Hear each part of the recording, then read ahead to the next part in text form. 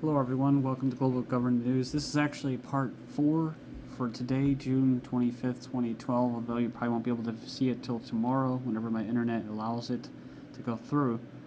But I decided to make a 4th video, so this is the final part for today. Okay, so this first article I have up is Brussels offers to buy Britain a flagpole to force Eric Pickle's government department to fly EU flag. So it says here that a fight over the government being forced to fly the European Union flag took a turn last night after Brussels offered to pay for a new flagpole if it complied with the demand. This is a fine he was told he would have to pay under new European Commission rules if he did not fly the EU flag continuously outside his office. And this isn't the first time I've seen this individual say this or use the term New World Order, but Ahmadinejad of Iran calls for a New World Order based on compassion and justice. So kind of like a compassionate, peaceful police state in Chicago. Iran's president criticized the current world order as discriminatory and inefficient, calling for a new system based on compassion and justice. And I've seen photos of him giving the devil horns and all that, so it's just kind of like China. I was reading an article earlier. It's kind of this global systems way of doing things. You know, it's what most of you are already aware of. Most of the leaders, even, quote, opposition leaders in other countries like Iran or in China or something like that, or possibly even North Korea, they're all part of the system. So they're all part of this global system, and it just sucks because the people, like regular Iranians, may actually think that may actually hate this guy and know that he's a globalist. But unfortunately, like in other countries, they can't really do much about it. So it says here, military spokesman, anti-air defense intercepted a target that violated Syrian airspace over territorial waters and shot it down west of, what is this, Latakia. So military spokesman issued the following statement on 6/22. An unidentified aerial target violated Syrian airspace coming from the west at very low altitude. I guess it's what, like trying to go through radar and stuff like that, and at high speeds over the territorial waters, so that the Syrian anti-air defenses counteracted with anti-aircraft and artillery, hitting it directly as it was, what, a kilometer away from the land, causing it to crash into Syrian territorial waters. So the spokesman said that it was dealt with according to the laws observed in such cases, and that both the Turkish governments and Syrian governments were both looking for the pilots. Turkey admits downed plane had strayed into Syrian airspace on Saturday, and it comes here and it says that they pulled back from a possible confrontation over Syria's downing of a Turkish fighter jet. It says here they strayed across their common border in Syrian airspace. So this kind of waters it down, saying their common border. Well, borders are borders. You know, you could be for them, you could be not for them, but I mean, there's nothing common about it. People have wars over them, so it's not that common. But also, it kind of just waters it down. You know, they got caught, right? They got caught flying in their airspace. They got shot down. They were trying to provoke something, and it didn't happen. So, but it is interesting. This statement right here, it says that it was not clear on how Turkey would retaliate. It says here, it was not possible to cover over a thing like this, and added, whatever is necessary will be done. So, and they mean that too, because I think they're actually going to be cutting off their electricity. So, and remember before I was talking about some of the instances that they could do, like they could kill Assad, assassinate him, they can push him up into the hills, northwest in Syria, and just have it fighting it out there near the border. Also, they can cut off their water supply. It was Turkey again. So it says here, where the Turkish Phantoms teasing Syrian air defenses for NATO's collect. So Turkey said the planes were on a training mission, but more likely they were on a reconnaissance mission, peeking along the Syrian Mediterranean coastline, where Syria is known to maintain a strong anti-aircraft coastal defense and radar coverage. So based on the flight profile, if the Syrian description is correct, the Turks could have performed a teasing game in an attempt to stimulate the Syrian air defense to activate their fire control radars, therefore giving away critical data that could be used to optimize electronic countermeasures if NATO decides to involve in this situation and force a no-fly zone over Syria. It says here, similar to what the alliance did in Libya in 2011. Apparently the Syrians weren't tempted and challenged the intruder with anti-aircraft fire rather than surface-to-air missiles. Syria warning NATO of conspiring against Damascus. Syria has warned NATO against conspiring with Turkey against Damascus in their upcoming meeting on the shooting down of Syria-Turkish jet fighter. It says here, the Turkish warplane violated Syrian airspace, and in turn, they fired back, and the plane crashed inside the territorial waters. In the other article, they said that the gunfire was probably just shot him down by mistake instead of actually trying to hit him.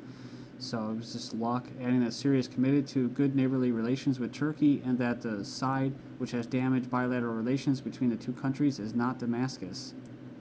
So it goes on and says, if the goal of the meeting on Tuesday is to calm the situation, promote stability, we wish it success. But if the goal of the meeting is aggression, we say that Syrian airspace, territory, and waters are sacred to the Syrian army, just as Turkish airspace, territory, and waters are sacred to the Turkish army. Next up, we have Gulf of Tonkin Redux. So you can go on and check it out. He gives a little case for it. Just type in a search, Gulf of Tonkin Redux, and this is Stephen Ledman's blog. You know, it's probably both. They're probably testing the waters and stuff like that, their defense capabilities, but it could have been a false flag as well. And then move on here. Media learned about the secret plan to rescue Assad in Moscow. It says Russia has launched a secret plan to rescue the Syrian president, Assad. And this is coming from the Sunday Times, June 24th. So, as told by an unnamed Russian diplomat publication close to negotiations between Moscow and Damascus, Assad offered to hold early elections as controlled by the rebels was at least a third of Syria, and the Russian leadership feared that staying in power, the incumbent will be increasingly difficult. So this is interesting. It says, in this election, in the foreseeable future, we will be seen as a step towards the opposition. So, and it goes on and says, in the holding of elections, a long, tedious process, the diplomat said. He's not sure if Assad will take advantage of the proposed council. Maybe he will listen, but we believe that it will fight to the last drop of blood. And, you know, again, not sure if this is 100% accurate here. It's coming from the same source, the Times of Israel, I believe.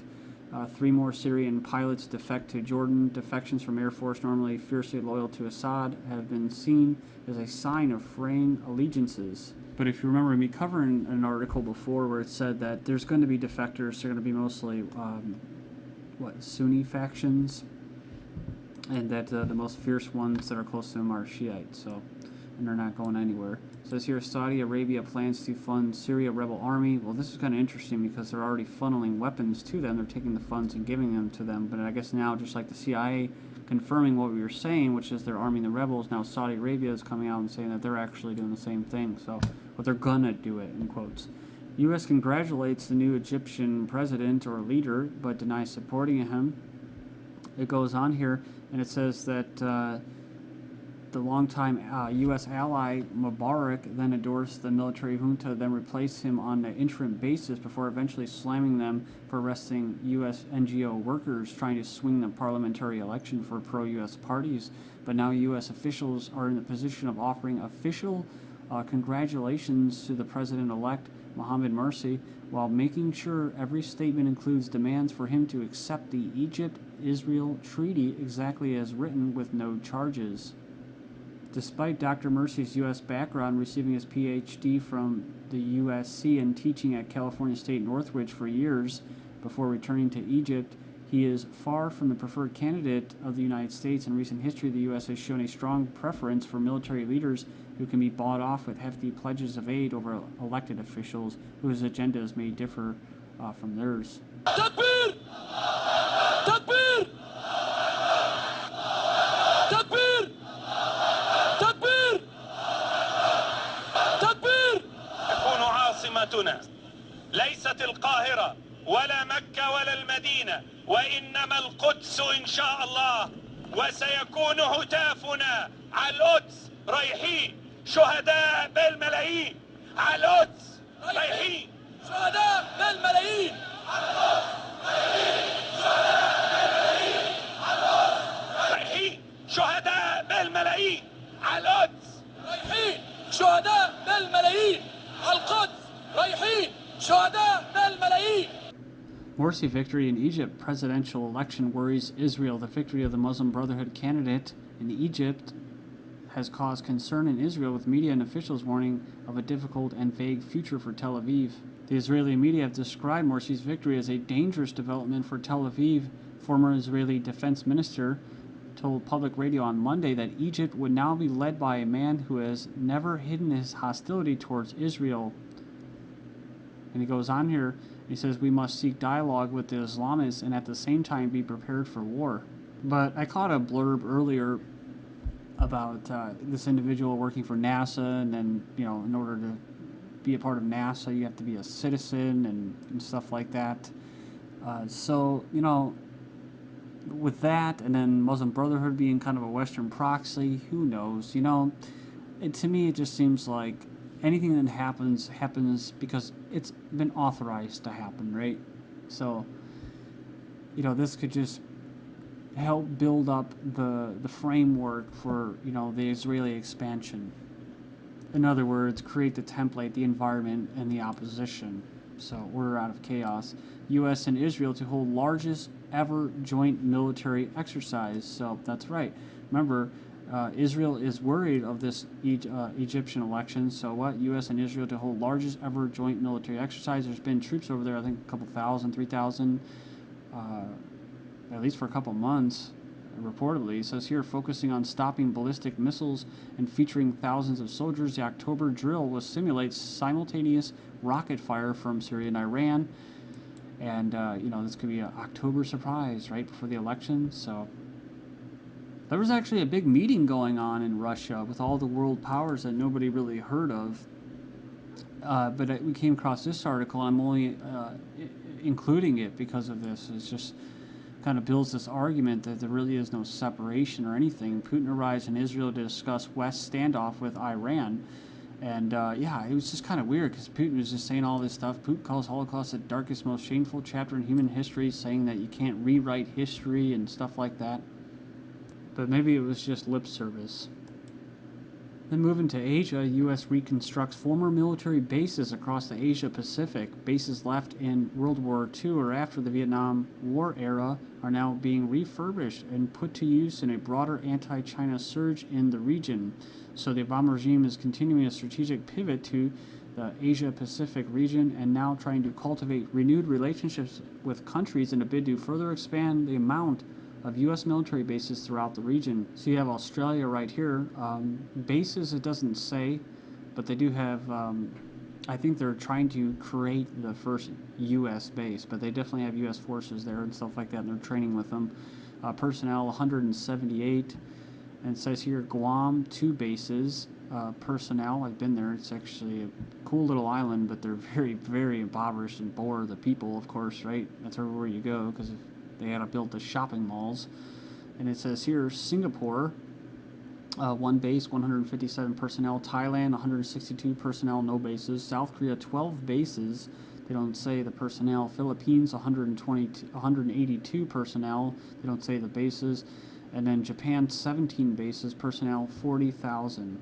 So similar to the basically cornering or surrounding of Iran, the idea is having enough U.S. bases peppered throughout the region so that China would be too surrounded to safely attack. I remember me covering this. North Korea denounces the United States South over flag insult. So there's the photo, what I was talking about there.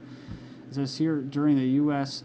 South Korean military drills on Friday, a huge North Korean flag on a hill disappeared behind flames and smoke, and as South Korean jets and U.S. helicopters fired rockets.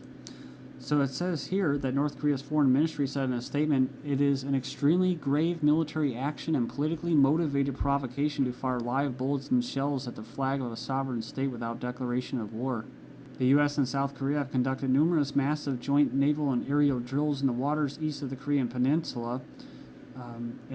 So the U.S. is obviously provoking North Korea right there, right? This is after, from April 11th, Clinton warning of additional provocations from North Korea, saying that North Korea is provoking them into a war. But look at this. June 24th, North Korea calls U.S., Korean use of national flag and huge live fire drills a grave provocation. So we know that the Pakistanis are not exactly embracing the United States soldiers with open arms because of the drone attacks. CIA drone attacks are killing many farmers. Washington mulling joint raids with Kabul on Pakistan. They're considering launching secret joint U.S.-Afghan commando raids on Pakistani soil. While India is to deploy anti-missile defense shield in Delhi, Mumbai, very soon. Thank you.